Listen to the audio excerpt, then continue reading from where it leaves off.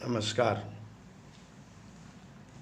आज का विषय आपके लिए बहुत उपयोगी है। आज जो चर्चा करेंगे वो खास रूप से मध्यम वर्ग के लिए और गरीब वर्ग के लिए तो अत्यंत आवश्यक चर्चा है और उनके जीवन में बहुत ही उपयोगी है।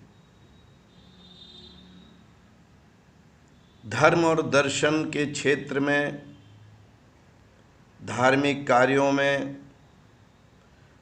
धार्मिक रीति रिवाजों में जितना आप समय देते हैं उससे आपकी आस्था मजबूत होती होगी। आप जैसा सोचते हैं, आप जिस संप्रदाय के मानने वाले हों, जिस मजहब के मानने वाले हों, आप अपने अनुसार सोचते होंगे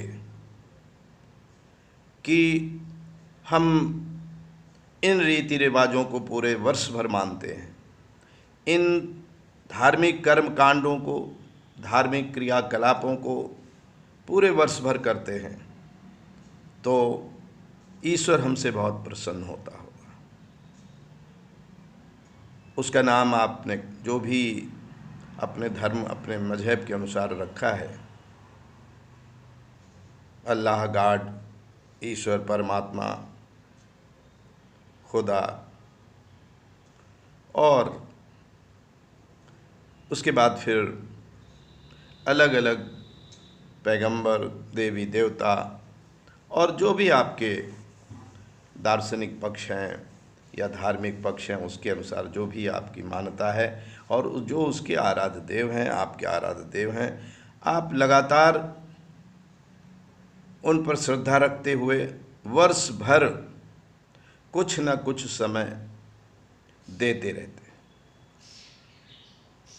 कुछ तो प्रतिदिन की क्रियाएं करते हैं, आप करते हैं, आपके परिवार के सदस्य करते हैं। कुछ मासिक क्रियाएं हैं जो धर्म या आपके संप्रदाय या पंथ में हैं, उनको करते हैं। और वर्ष भर अक्सर कोई न कोई कार्य करते रहते हैं। इनको करते हुए कभी टाइम मैनेजमेंट आपने सोचा? आपने सोचा कि हमने एक बार आपको पुरुषार्थ शब्द पर चर्चा करके बताया था कि जो आप के रूप में मनुष्य है, जो मानव है, उसको पुरुषार्थ में कहा गया कि वो धर्म के साथ अर्थ, काम और मोक्ष का भी वो जीवन भर कुछ न कुछ उपाय करता है। मतलब आपके पास करने के लिए केवल धार्मिक क्रियाएं और धार्मिक आस्था का ही नहीं है। यदि सांसारिक जीवन में आप आए हैं तो सांसारिक जीवन में आपको धार्मिक क्रियाकलापों के अतिरिक्त बहुत कुछ करना होता है। आपको आर्थिक क्रियाकलाप करने होते हैं, आपको सामाजिक क्रियाकलाप करने होते हैं, आपको राजनीतिक क्रियाकलाप करने होते हैं, और अलग अलग और ज्ञान के क्षेत्र हैं जिनमें आप कार्य करते हैं। आपके अपने व्यवसाय हैं, आपका अपना उद्योग होगा, व्यापार होगा, या आपकी नौकरी होगी, उसको आप करते होंगे, पूरा करते हैं। और उन कार्यों में आपको सफलता मिलनी ही चाहिए। आप कोशिश करते होंगे कि आपको सफलता मिले। तब टाइम मैनेजमेंट का क्या हुआ? समय प्रबंधन का क्या हुआ? एक व्यक्ति के पास 24 घंटे हैं, उसके पास एक हफ्ता बिल्कुल बराबर है, दूसरों के बराबर ही, महीना भी दूसरों के बराबर ही। अब वो व्यक्ति या परिवार चाहे तो धार्मिक क्रियाकलापों में ज़्यादा समय दे दे, चाहे अपने आर्थिक विकास में ज़्यादा दे दे, चाहे सामाजिक और राजनीतिक और अपने व्यावसायिक व्यापारिक जो गतिविधियां हैं उसमें समय ज़्यादा दे। तो बैलेंस का नाम तो जीवन हो सकता है। आप बैलेंस रहें, आप धार्मिक क्रियाकलाप करते हैं तो बहुत ही एक छोटा अंश, जैसे इतना भी काफ़ी हो जाता है कि आप प्रातः जागने के बाद अपने उस आराध्य का ध्यान कर लेते हैं और 2 मिनट भी ध्यान उसका कर लिया, तो आपको अपनी जो भी पूजा वर्शिप इबादत करते हैं उसके अनुसार, आपको आस्था के अनुसार आप समझ जाते हैं कि आपका जुड़ाव धर्म से है और आप काम दिन भर के आगे शुरू कर देते हैं। इसी तरह अगर आपने समय प्रबंधन कर लिया कि आपके धर्म का भी काम हो गया, आपका अर्थ का भी काम हो गया, समाज का भी काम हो गया और जीवन के तमाम आपके परिवार के काम हैं, आपके खुद के अलावा परिवार के तमाम काम हैं, समाज के काम हैं, आपके अर्थ के काम हैं, जिसकी वजह से आपको जीवन यापन करने के लिए पैसा भी चाहिए, उसके काम है।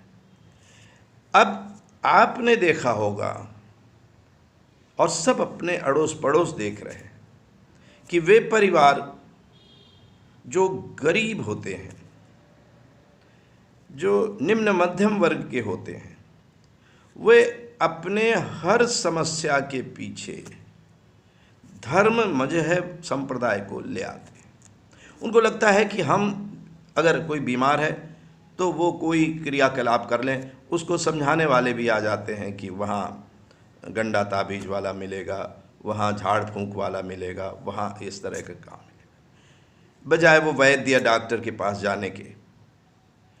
इसी तरह वर्ष भर कोई ना कोई वो धार्मिक क्रियाकलाप करते हैं, धार्मिक कर्मकांड करते हैं। अपने सारी समस्याओं के लिए वो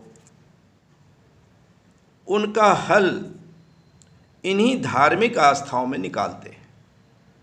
अब अगर ऐसा होता तो कोई गरीब न रहा होता, क्योंकि सबसे ज़्यादा जो गरीब और निम्न मध्यम वर्ग है वो इन धार्मिक क्रियाकलापों में ज़्यादा रहता है, कार्यों में ज़्यादा रहता है, ज़्यादा समय देता है।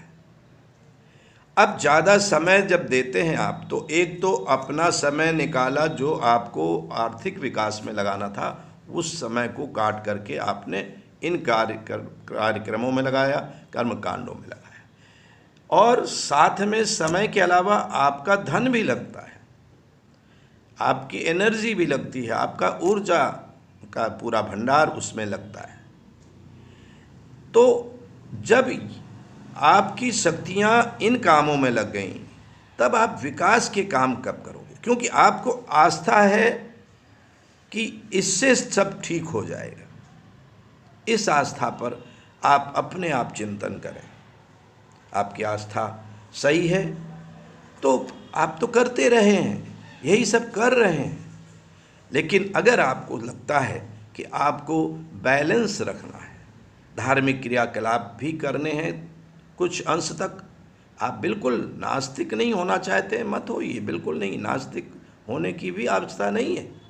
लेकिन अगर आप नास्तिक हैं तो केवल इतना ही नहीं हुआ कि आप ईश्वर को नहीं मानते हैं, खुदा अल्लाह को नहीं मानते हैं, और फिर बाकी जो समय बचता है उसका सही सदुपयोग नहीं करते, उसका उत्थान में, समाज के उत्थान में, अपने परिवार और खुद के उत्थान में नहीं करते हैं, तो नास्तिक होने से फिर फायदा भी नहीं है। तो इसलिए आस्तिक नास्तिक का यहाँ प्रश्न नहीं है।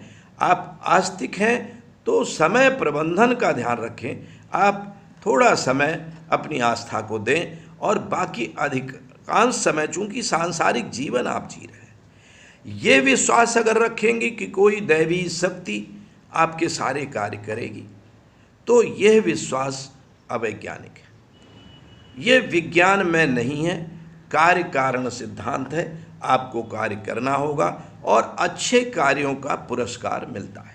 एक व्यवस्था है, एक ब्रह्मांड की व्यवस्था है कि जो कार्य होते हैं उसी के द्वारा जितना एनर्जी लगाते हैं आप, उसी का वर्क के रूप में आपको फल मिलता है।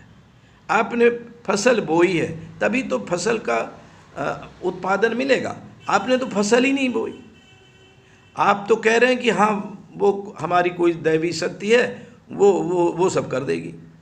आप अपना इलाज नहीं करा रहे हैं। आए कोरोना है, कोरोना का इलाज धार्मिक आस्थाओं से तो आपका मन शांत हो सकता है, लेकिन इलाज तो वैद्य डॉक्टर करेगा। तो मन की शांति के लिए आप कुछ भी करें, मगर बहुत थोड़ी देर के लिए, क्योंकि मन शांत तो बहुत ही सूक्ष्म में हो जाता है, बशर्ते कि आप स्वयं न भटकें। और अगर आप भटकेंगे तो आपका विकास रुकता है। और धर्म कहता है कि वो है जो सद्गुण होते हैं, धारते इति धर्मा। तो जो आपके अंदर सद्गुण है वही तो धर्म है, उसी को आपको धारण करना है। आप कहें कि हम उसको मार देंगे, आप पाप के काम करेंगे, आप क्रोध के काम करेंगे, आप अवगुणों वाले काम करेंगे, और फिर कहेंगे कि हम धार्मिक हैं। हमने तमाम पूजा स्थलों से लोगों को ऐसे निकलते देखा कि निकले पूजा स्थल से और बाहर आते ही आपस में युद्ध चालू हो गया, लड़ने लगे, झगड़ने लगे। कई तो निकल करके बाहर और ऐसी गंदी गंदी बातें करते हैं कि लगता ही नहीं कि ये कभी अपने आराध्य देव की पूजा भी कर रहा होगा। तो ये दोहरा चरित्र व्यक्ति का नहीं होना चाहिए। मेरा आज का इतना ही सुझाव है कि आप कर्म कांडों में बहुत ही इतना समय दें जो आपके लिए आस्था में विश्वास भरने के लिए पूरा हो। केवल उसके पीछे आप भागते रहेंगे तो आप भटकते रहेंगे। आप अपनी आस्था को बनाए रखें, मगर आस्था के साथ आप कर्म, आप ज्ञान, विज्ञान, इनको अगर भूलेंगे, अर्थ को भूलेंगे, काम को भूलेंगे, तो भौतिक विकास आपका बिल्कुल रुक जाएगा। तो आप ध्यान रखें, ख्याल रखें, बैलेंस लाइफ जिए। एकांगी लाइफ ना हो कि एक पक्षी लाइफ है, आप एक ही तरफ भाग रहे हैं। पूरा दृष्टि देखें, अपने आसपास भी देखें और देखें कि आपको किस हद तक अपने धार्मिक कर्म कांड करने हैं, किस हद तक और बाकी जो जीवन के लिए आवश्यक हैं वही कर्म कांड करने हैं। आपको बहुत बहुत आशीर्वाद है, आपको बहुत बहुत शुभकामनाएं हैं। फिर मिलेंगे, तब अगली चर्चा में कुछ और विषय रखेंगे जो उपयोगी हैं, क्योंकि तमाम लोग केवल कर्मकांड ही चर्चा करते हैं।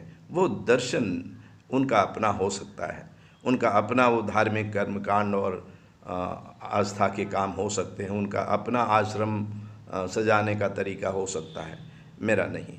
मैं तो आपको जो दर्शन है, जो फिलॉसफी है, चाहे जिस देश की फिलॉसफी हो, चाहे जिस क्षेत्र की फिलॉसफी हो, दुनिया के किसी भी क्षेत्र का दर्शन हो, जो मानव के हित में है, जो विज्ञान में धर्म है, हम और आप मिल कर के उसको आगे बढ़ाएंगे और विश्व सत्यम शिवम सुंदरम जैसा कि हम कल्पना करते हैं वैसा ही फिर बनेगा। आपको शुभकामना। एवमस्तु।